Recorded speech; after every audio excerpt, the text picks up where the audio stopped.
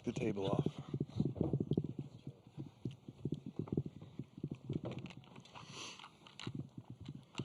Congratulations on making the regional final. Coach, we'll begin with you with an opening statement. Well, we're obviously very excited to be here. It's a tribute to these guys and their competitive spirit and work throughout the course of a very long season. It's exciting to see the success of the Big Ten. Obviously, we've got 3 teams still playing, and we get to play one of them. I thought that the league was as good as it's ever been, top to bottom, and that's being played out. Got a great opponent tomorrow, one that's obviously playing well, beat a 1 seed.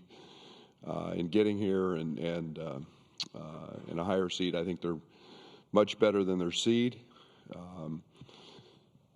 Well coached, great point guard, and a team that's gotten better since the first time we played them. So, tremendous amount of respect for Bennett and what he's done, and then a team that has continued to just play great throughout the tournament. So we know when you get to this point, you're going to play a high major team or a team that's played very, very good basketball, and you've got to play well to win.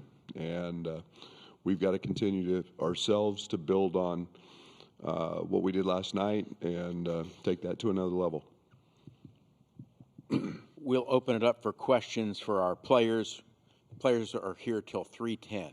We're going to start in row 2 in the middle.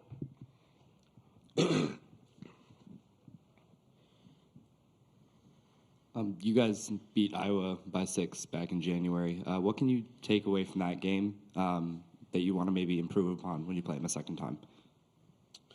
Yeah, I think we did a great job throughout the course of the game defensively and running our offense. I think what's helped us tremendously throughout this run so far in March, sticking to our process, taking the type of shots we want, and then guarding the way we've been doing. I think if we just continue to stay on that path, we'll be good. Yeah, you said it well. I think, Iowa's a team that's not going to go away. When we played them, we got up early on them, and then we let them back in the game. We can't get lackadaisical on, that side of the ball on defense. Just stick to our process throughout the whole game. We'll come to the right, 3rd row, 3rd in. Danielle Lerner, USA Today. This is for Keaton. We talked about your rebounding performance last night, and you've got some really good rebounding forwards on this team. As a guard, does your approach to how you get your rebounds have to be different, or can you kind of look at some of your teammates in the front court and use the same tactics that they do? Yeah, for a guard, it's definitely different.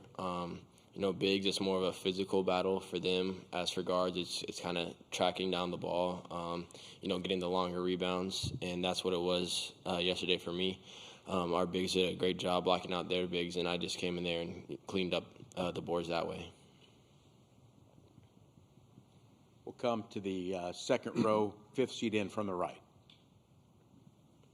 Brian Teague, Chicago State of Mind. Question for any of the players. Is there a behind-the-scenes moment that you're willing to share that just kind of encapsulates the bond that this team has? Yeah, just the amount of time we spend with each other in the meal room, in the locker room, before and afterhand. I mean, there's nothing like it.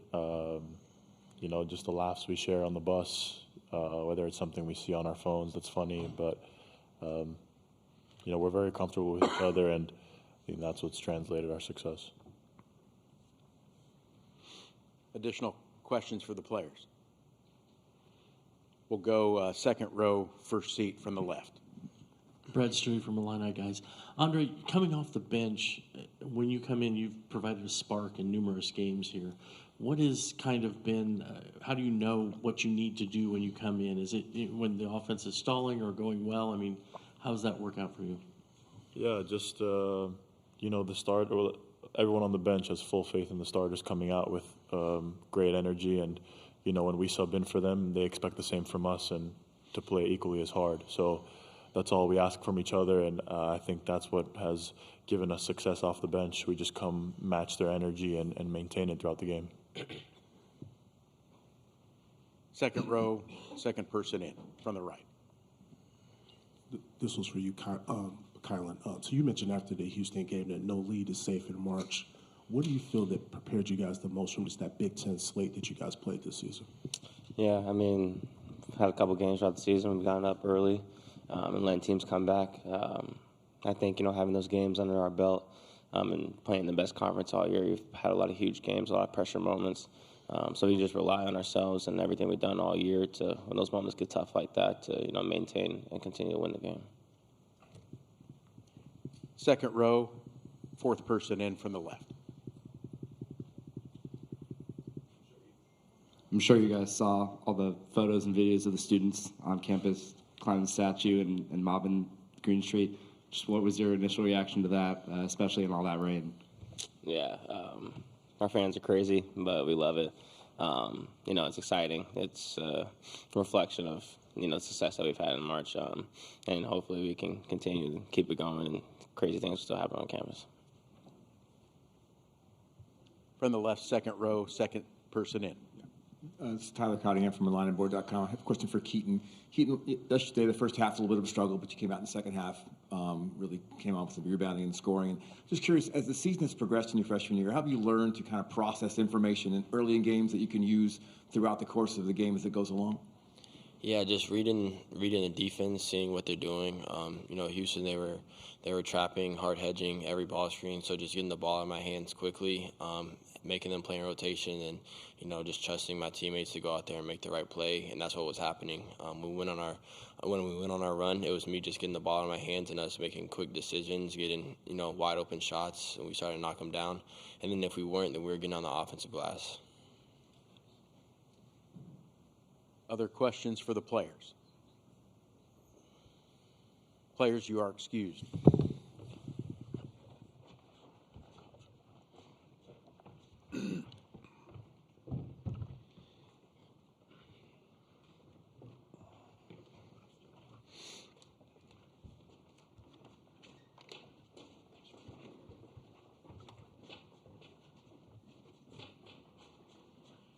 All right, we'll now open it up for questions for Coach Brad Underwood. We'll start second row, first seat on the left. Brad Surrey from Illini, guys. Brad, defensively, you guys have really turned it up a notch here in the NCAA tournament. What do you attribute that to? Yeah, I wish I had the answer. I'd write the book. I think that there's a tremendous focus. I think there's a maturity. I think that, Cam has done a very, very nice job of talking scout, following the detail. We've been very specific about how we want to do some certain things. And then it's just, I thought watching film of last night's game, I thought the most impressive thing was I didn't feel like there was one possession that we were off. I thought we had the mental turned up, and there weren't a lot of scouting report mistakes. So that's been one of the biggest keys. We've been very good throughout the season at times. We just haven't been that consistent. So that has to continue if we want to keep moving on. We'll come to the right, third row, second person in. Christy Rican from the Associated Press. When you first started recruiting heavily with the Eastern Europeans, did you envision that they would help you to this kind of success so quickly? And now that it has, do you feel like other coaches are going to follow your lead? Yes and yes.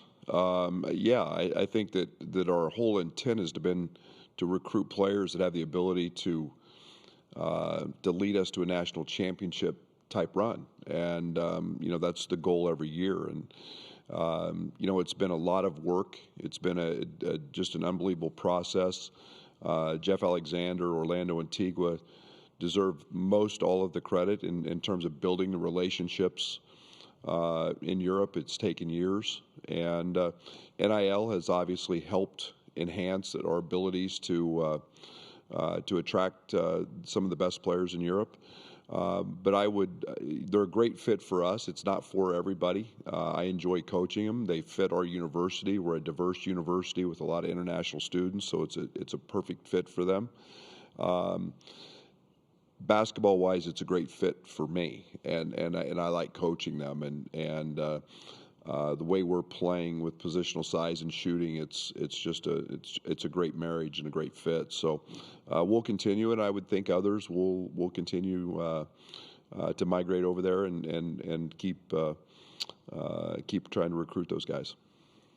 We're going to go stay on the right, third row, first seat.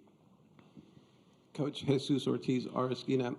Following up on that, I'm doing a feature on Coach Antigua. What has he brought to your program? And I know this is his second stint with you. Can you tell me a little bit about that relationship between you two? Yeah, he's the GOAT, and I mean that. He is as good as there is.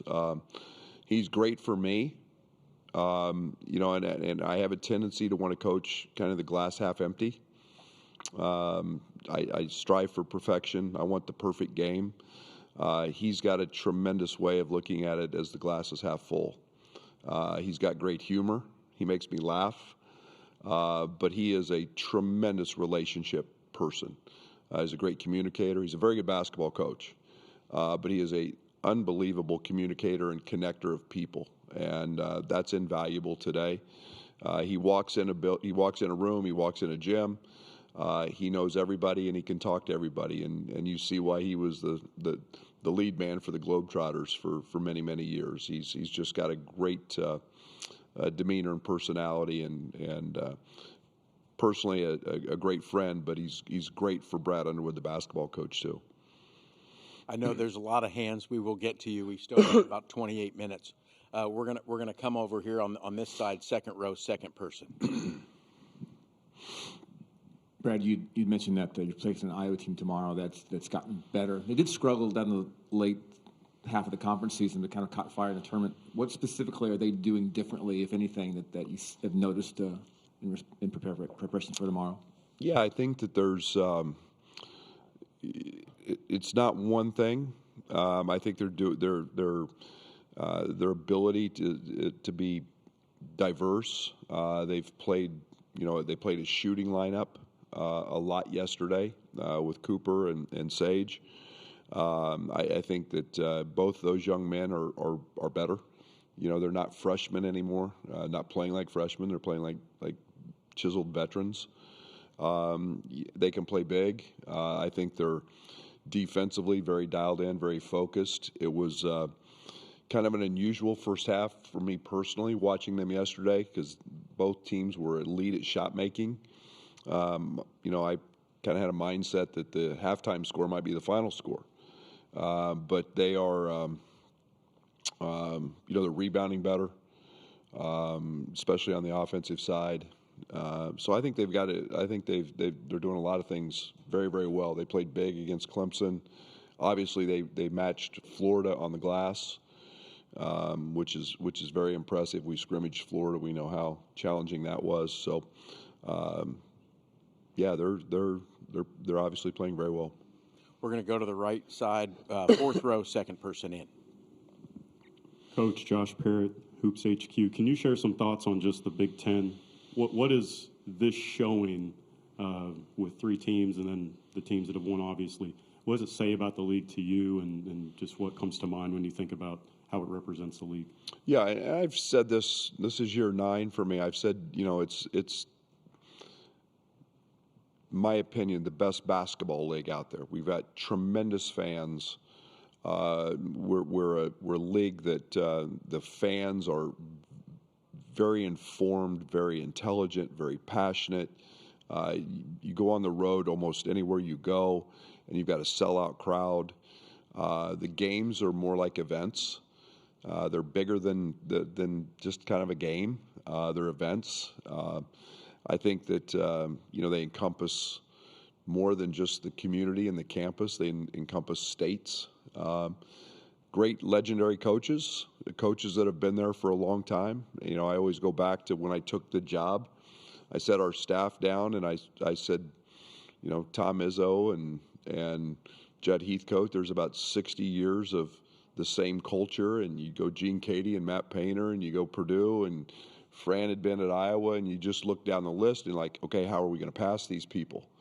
And it's just got established basketball traditions. I think this year, I'll compare it to last year. Last year, You look at our all freshman team, was all one and dones, and now we've gotten older, and kind of in that same boat that the SEC maybe was last year, and things go in cycles that way. But top to bottom, it's an incredible place to coach basketball. It's a fun place to coach basketball. You get challenged every night, and just so happens we got a group of players this year, top to bottom, who are outstanding. We're going to go to the left, fourth row, third person in.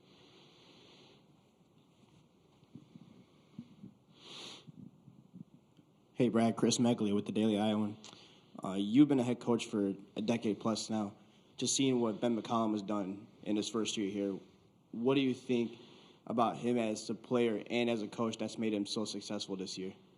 Well, I think that there's the world's changed. When I took over, you players had to sit out, and the transfer world was different. Now you can bring your culture, and you can establish that. I think he's obviously very intelligent. He brought guys with him.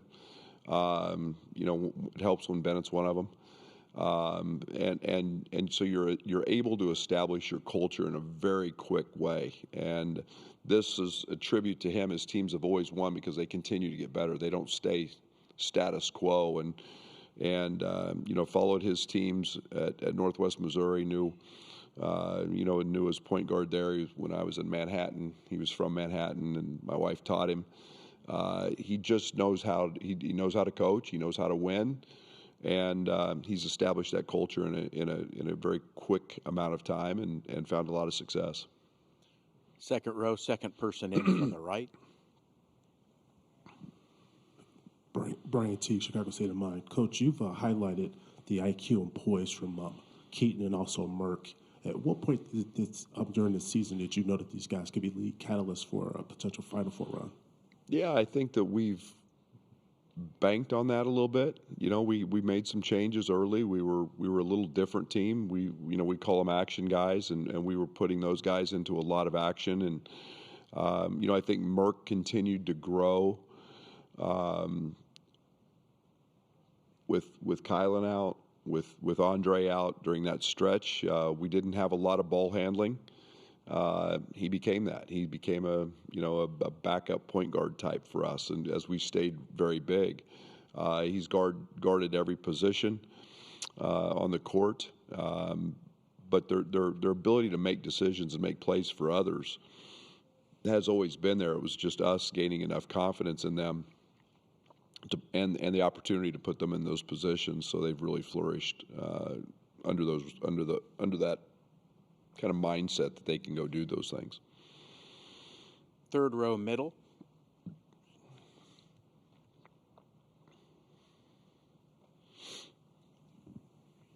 Coach, Madison Herzig with the Cedar Rapids Gazette. I wanted to ask about the history of these two teams. They've met since 1908, and this is by far one of the biggest in terms of stage-wise and everything. What is it like for these two teams to meet here, especially considering the number of Big Ten teams that have made it this far in the tournament? Isn't that great for basketball?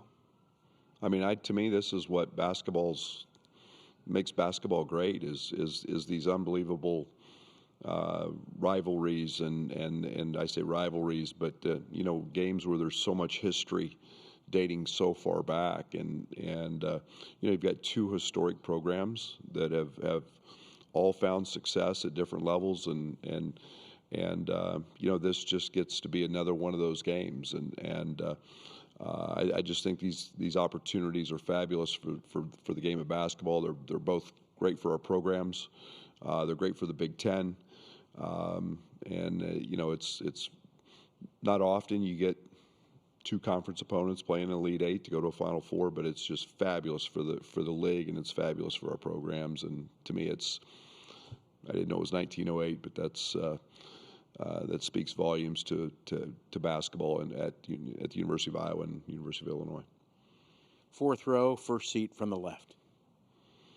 AJ Reister, Iowa Student Radio. Throughout this season, throughout the tournament, Iowa's had a number of different role players step up. How are you preparing defensively with a team that can have a number of different players not named Bennett Sturge step up and be the difference in a ball game? You really want me to tell you that? You think I'm going to tell? You think I'm going to tell you that? Yeah. They've got a lot of good players, and we've got to be prepared for all of them. And I think that's one of the things that you expect when you get to an Elite Eight game is that everybody's going to play well, and you have to prepare for that in all facets. Fourth row, second person in from the right. Coach Josh Parrott with Hoops HQ. You talked about Ben McCollum, his path, his journey, everything else. Can you share a bit about yours from McPherson, Hardin Simmons, SFA here? It has to be a little surreal, but can you share some insight into just your personal journey as a coach and getting here? Yeah, I think it's something I reflect on. Something I made mention to it when we were talking about the Houston game. A little town of 13,000 people in McPherson, Kansas, which is an unbelievable little basketball community in Kansas, but it's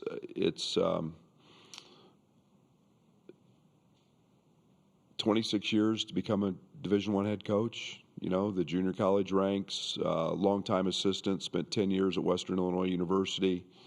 I've been blessed along the way because I've worked for nothing but winners for head coaches and people who allowed me to grow. And I've got the rock star in this isn't me, it's my wife. Living in Macomb, Illinois for 10 years and to be honest, not making very much money and raising 3 kids and literally being gone, 5 days a week, while raising a family. And, then back to the junior college ranks to Daytona Beach. And I say this in a lot of ways, that what an incredible job. It was an incredible place to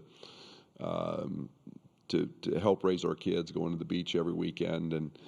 I loved coaching ball in junior college. But you work for Bob Huggins, you work for Frank Martin, you learn winning. They helped. I played for a legendary coach in Jack Hartman. So it's been maybe a different path than most, but one that I sure wouldn't.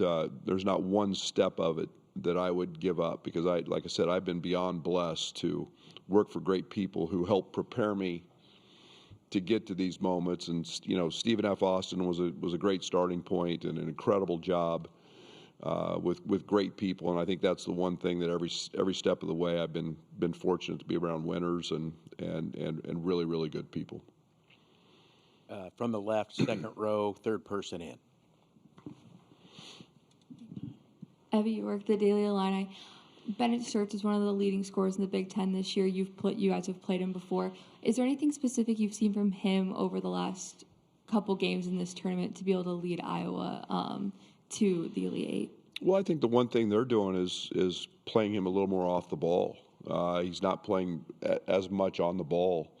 They're giving him some breaks where he's just not on it constantly. He's still number 1 in the country in ball screen usage and scoring. He's very effective. He's going to have the ball in his hands late clock.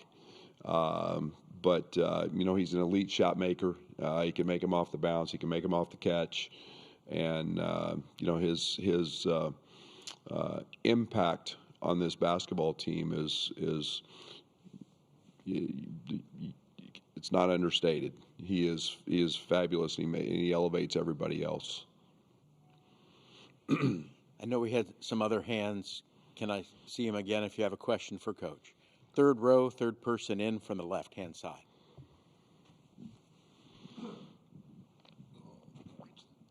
Chad Leistikow, Des Moines Register. You mentioned Europeans earlier.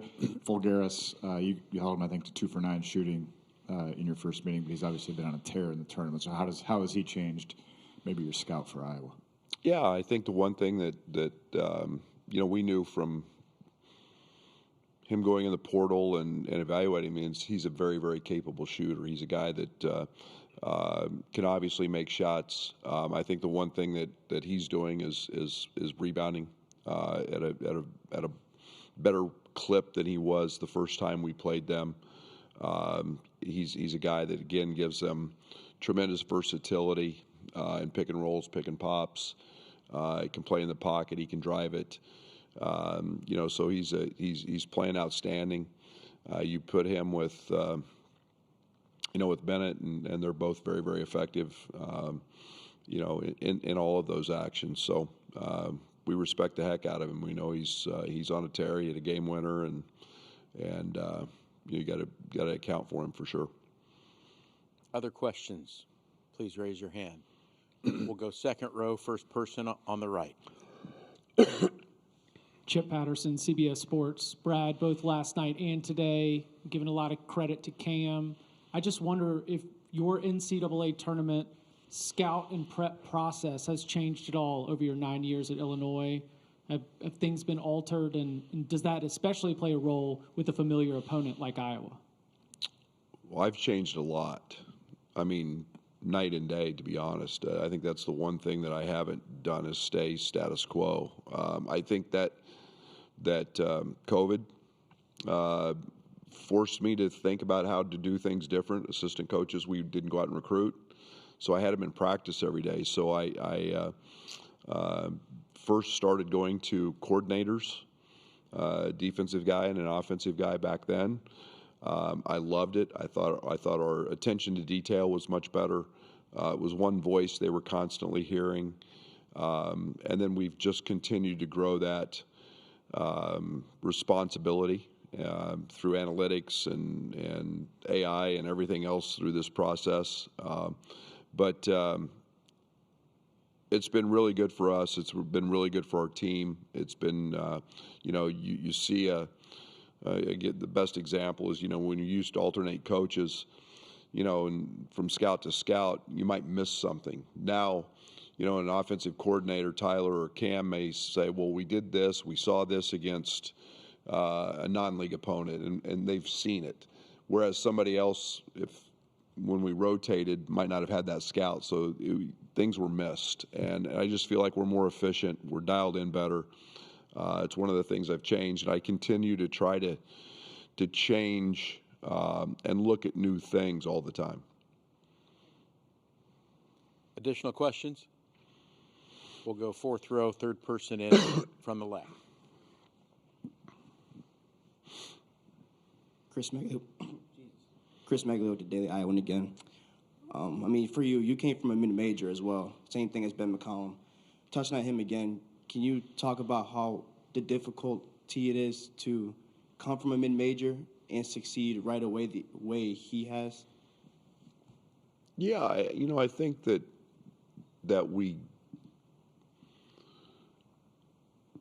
winners win. And when you know how to win, I think that there's tremendous value in that. I think that not everybody, there's a lot of people who can X and O and do this. I think leadership plays into that. I think it all becomes a little bit, is it different? The levels are different, the pressures are different. But I think leaders have the ability to lead whomever and wherever. He's proven that, and I think that the coaching piece is a big part of that. It's evident, but it's also very encompassing to be able to handle. And the biggest difference is probably off the court, just the pressures that happen off the court with recruiting and social media and you all, and those things are probably the biggest difference. But he's obviously got elite leadership skills and can coach the game. Second row, first person from the left.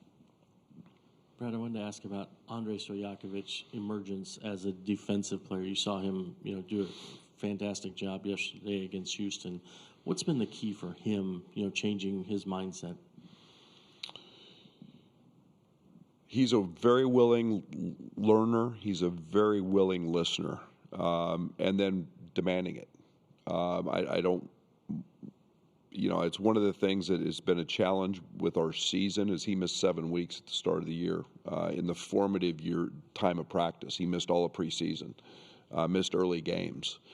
Time that I really wanted to grind on him. I wanted to demand him to be an elite defender and guard the other team's best players. And, you know, we had to go through some of that on the fly and make winning plays. And, you know, he did that in the Texas Tech game. He blocks a jump shot. And, you know, there's been incredible moments from him. It's the consistency we're starting to see now from him that is really impressive. Very good athlete. Scoring's easy for him.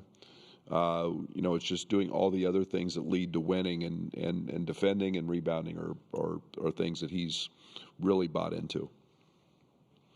Coach, thank you. Thank you.